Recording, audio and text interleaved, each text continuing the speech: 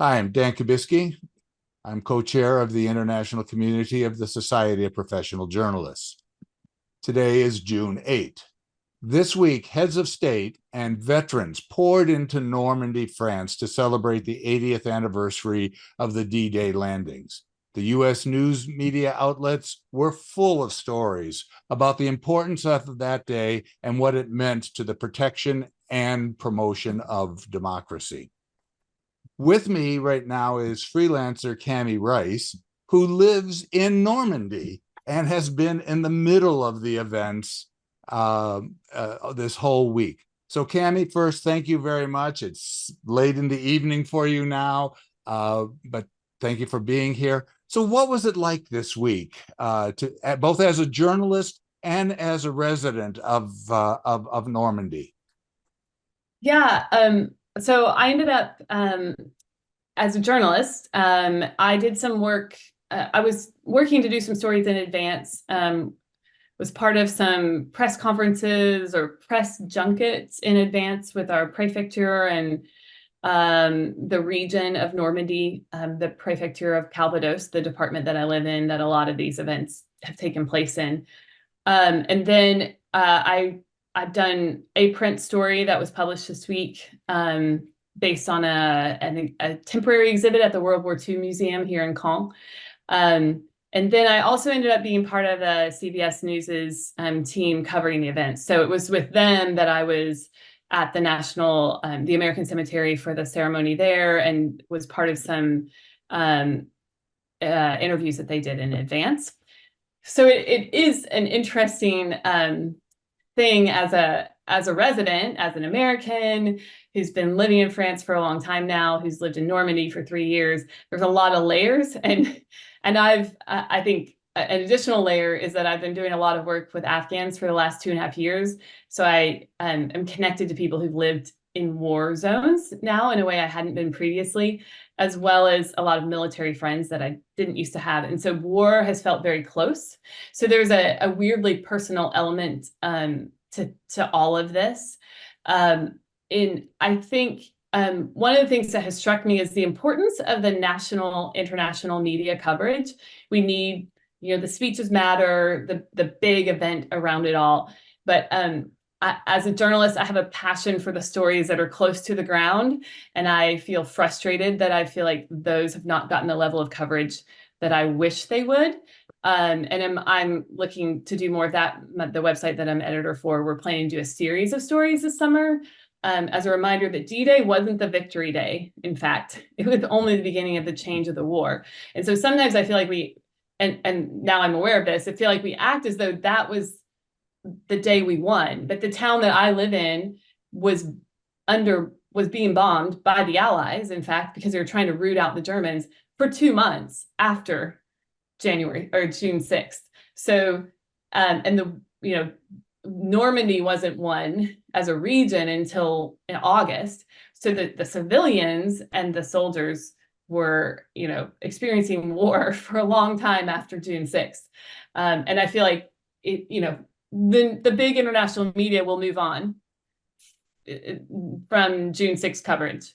And they're probably not going to note like, oh yeah, 80 years ago today, Normandy, the invasion, the Battle of Normandy was won. And so to remember the history is really important, I think, to get that it wasn't one day of sacrifices. It was months and months and months. Right, right. You mentioned, getting the story at the ground level, or Ernie Pyle called it the worm's eye view of the war. That has been something that's been missing that I've seen from American reporting. Is that just is missing the stories like this, or maybe not doing enough of them? Is that just because of lack of people in the field to do the work, or what? I think it's a combination of things. One is the people in the US, the top level decision makers are looking for stories that they think the American public want, and they think Americans only want the stories that are about American veterans in this war or have direct links to Americans. so that's one piece of it. A second piece is I was pitching stories. I didn't have time to do it exhaustively, but I was pitching stories and have pretty good contacts to a number of different outlets. And the ones that I heard back from were like, oh, we're having our reporters in Brussels cover it. Oh, we're having our reporters in Paris cover it. So I was actually really surprised that there wasn't more interest in an English speaking reporter who is on the ground in Normandy. There were over 600 local events covered or happening and are still happening all of this month related to D-Day and the commemorating what happened. And that's a lot more than just those big international ceremonies. And there's been very little interest that I found in covering those events and the breadth of that. And like I did a bike ride in the estuary, a World War II bike ride that went past, we're learning the environmental aspects of the estuary while passing German bunkers and getting the history, and that the water level is much lower now. So those bunkers were on the edge of the water, and these are the fields that the parachutists landed in, and we're taking this bike ride down these tree-lined lanes, and there is something about putting you in the place in a way, like the beaches weren't the end of the story, and there's this interior part of the story. And then in talking with people here, even just today, my parents and I, who were visiting me, we were out to see an air show by the French military Air Force, people who do fancy air shows in big military planes. And we're like out with French people and just discussing how it's this thing where for them, it's their family history. And there's their local history has these international tentacles, but in some ways it's like the international story takes away, it's all these people are connected to the story. So whose story is it? And it's the people from the outside who get the notice or get the attention. And the locals aren't mad about that necessarily, but they feel pushed out. That international ceremony in Omaha Beach, the locals were basically on house arrest. They weren't allowed to leave their homes during that ceremony, let alone they weren't invited. All these people from outside came into their community, and the people who live in the community aren't allowed to go. And that's, I don't know how you do it better, but that also doesn't feel okay. Yeah. Yeah. I was wondering about how security was going to be. I mean, you had so many heads of state there, and just from personal experience, I know how tight the U.S. Secret Service, can be. You said that the people weren't upset, but what was their reaction to being invaded by all these people from around the world? Yeah, I think so we were in Omaha Beach on the 5th, and I talked with a woman. The CBS crew was doing an interview on the beach, and there were people walking their dogs while this, with the backdrop of the staging that was set up for the ceremony for the next day. And then a woman and her grandson, I talked to them for a little bit, and she said that her parents lived the war, but didn't talk about it to the last 10 or 12 years of their lives. Like the house that she lives in on the beach was the house that her family had lived in. And she didn't seem upset. People are grateful for being liberated and saved. There is someone who's a guide, who works as a guide overall. And so the beaches and the story are part of the way she earns her living, but also it's her livelihood and also her story.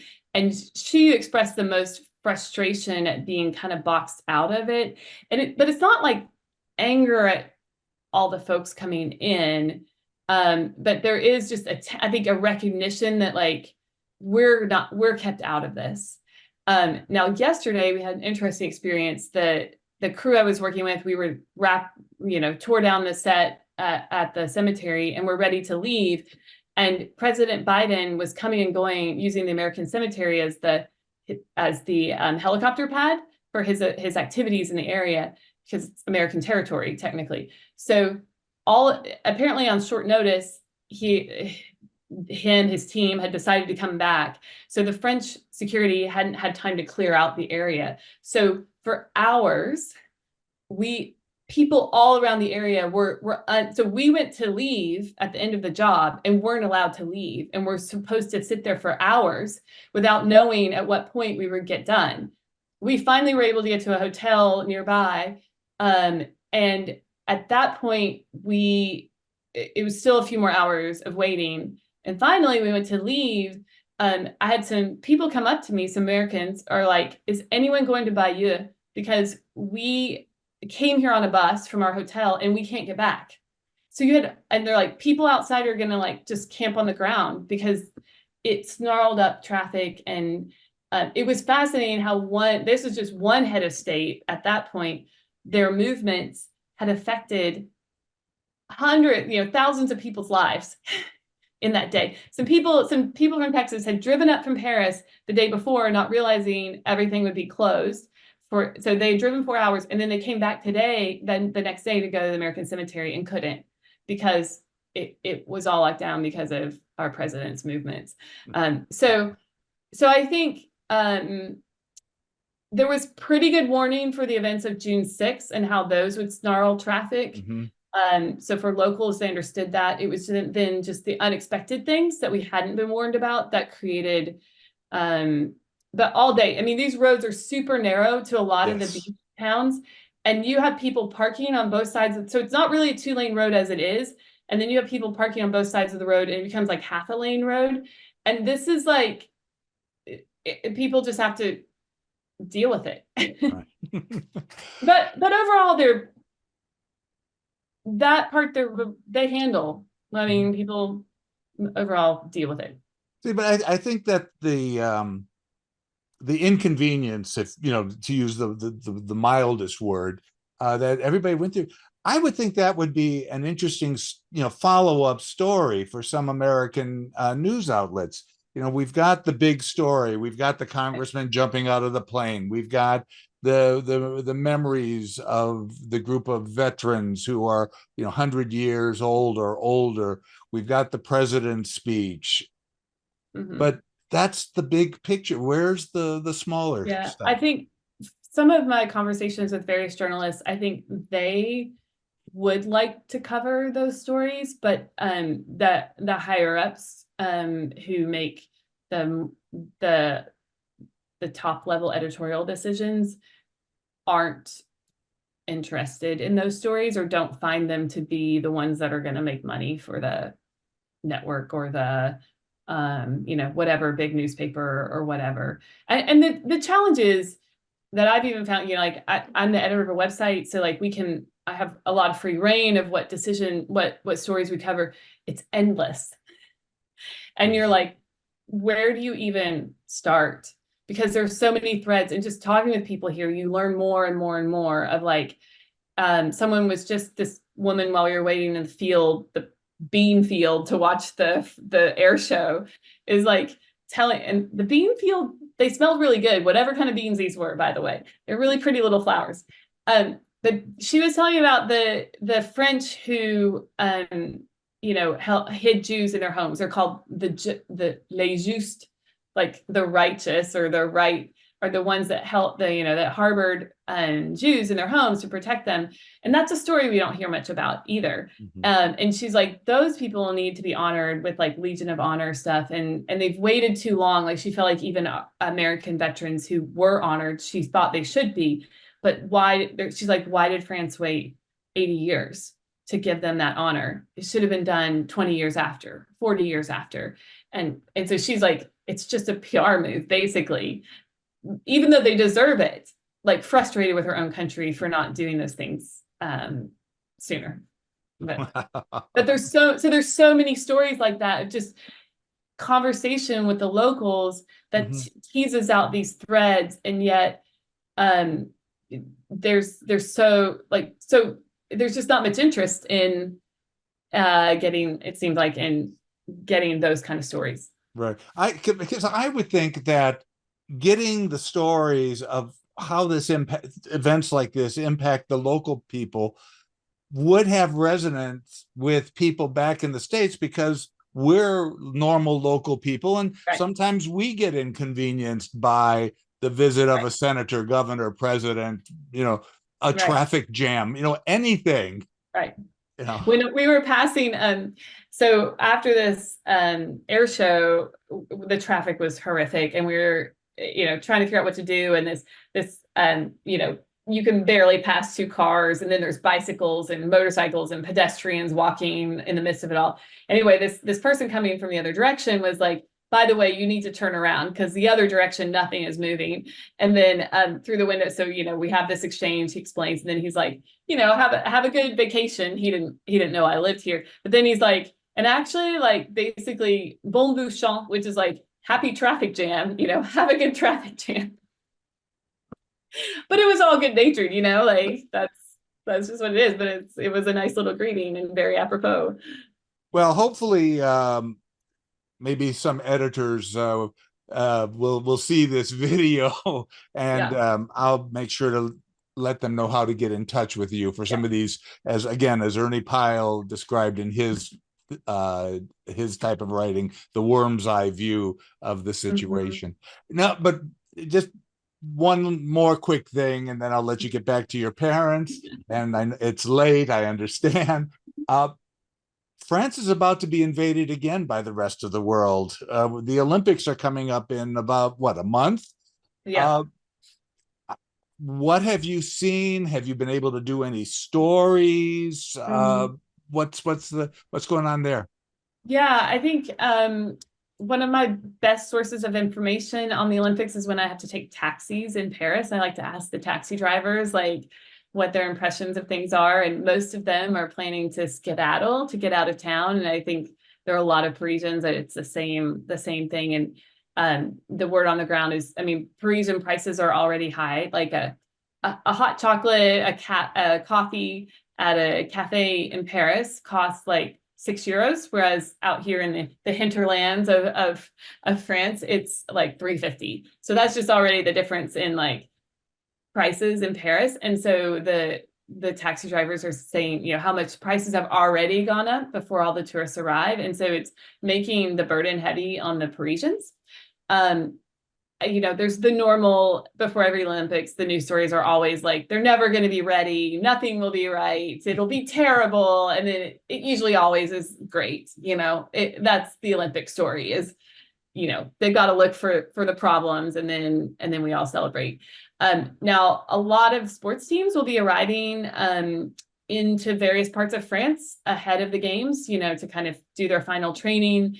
So there had been some publicity about teams that are coming to my area. I think the refugee Olympic team is going to be in Bayeux, which is 45 minutes away.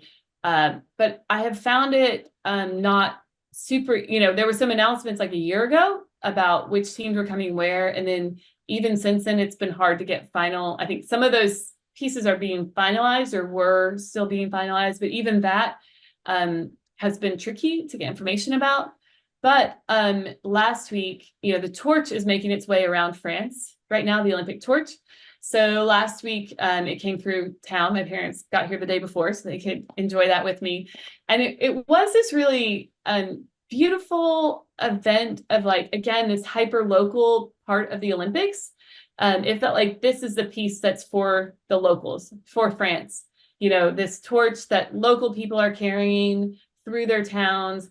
And there, honestly, it wasn't in the media that much, but that was sort of okay because it made it like ours. Like this torch belongs to France, to all of France. And France is enough smaller than the US, for the torch to make it all around the whole US, a lot of parts are going to be missed. But in France, like it's, I don't know, a month or two of the torch traveling around. And there's a sense that like nearly everyone in France is going to get like access to that torch if they want it. So like it passed by just right up the street from my house. So, we thought we'd have to go there way early. We didn't. It was maybe an hour before, hung out in a park. There were plenty of people there, but it felt like I was just hanging out with my neighborhood. And so the Olympics like come to the ground, which that part was really lovely. Yeah. And it didn't snarl traffic too bad. I'm sorry, there is just one more thing. If you want to say anything about your work and getting people out of Afghanistan, how's that progressing? Is there any additional help that we might be able to offer on stateside? Yeah. Yeah, thanks for that. Yeah, we're still fighting the good fight to try to get the Afghan Adjustment Act passed in Congress. It's bipartisan legislation that was introduced in both houses, this Congress as well as last Congress. Then the available vehicles are quickly dwindling as we progress through this year toward the end of this Congress. So we appreciate any media coverage of that legislation in key states, which I could discuss privately or, in more personal exchanges.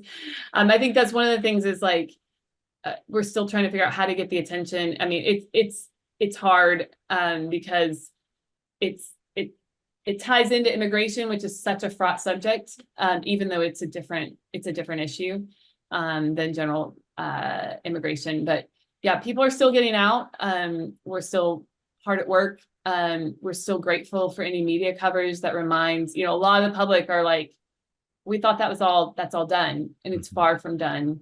And so any opportunities to keep, of stories of resettlement, stories still of what's happening to get people out. There is a story I haven't had time to totally get all the details on, but even as a media ethics issue is significant. National Geographic ran a really interesting film on the withdrawal called Retrograde, but they did not blur faces of people that were in the film. And those who work with some of I'm connected to people who work with some of the people that units of people that were in the film, and the Taliban have basically used the film as a hit list, and that people have been killed, or at least one person has been killed. Wow. I wouldn't, I need to be careful because I don't know all the fine details of it, but it has been pretty tragic. And so it's just a reminder that this many years, 2.5 years later after the withdrawal,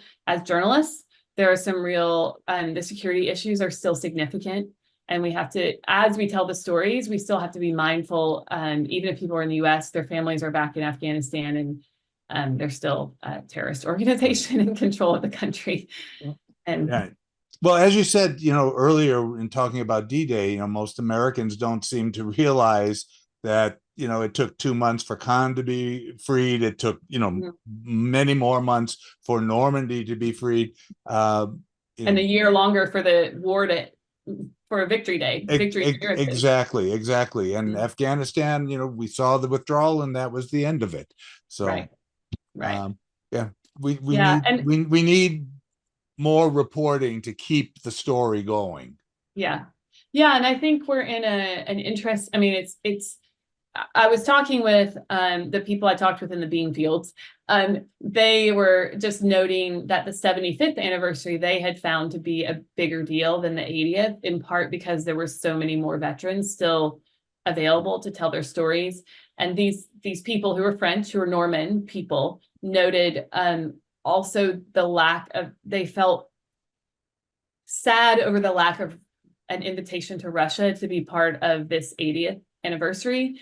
And just the challenge of this anniversary is happening now is different because there's another war in Europe. And we all were hopeful that was done, that era. World War II was supposed to be the end of that. And so these anniversaries also take on a different tone for the fact that Russia wasn't invited. I mean, and they were like, we don't think Putin should be here, but it still says something that we're at a point where this country that was part of the victory couldn't be invited. And so there is a lot, as we all know, a lot going on in the world, and a lot of interwoven threads of things. Well, Cami Rice, resident of Normandy, freelance journalist, activist trying to get journalists out of Afghanistan. Thank you very much for your time. Your support and help to the international community is greatly appreciated, and hope we can keep working together in the future. Well, and thank you. Thanks for all you all do for keeping us informed and sharing the stories of journalists, helping us all sharpen our skill set by sharing how we work so that we can all learn from each other. So thanks for your work at that. It's valuable. Thank you. Have a pleasant evening and a good weekend. Great. Thanks.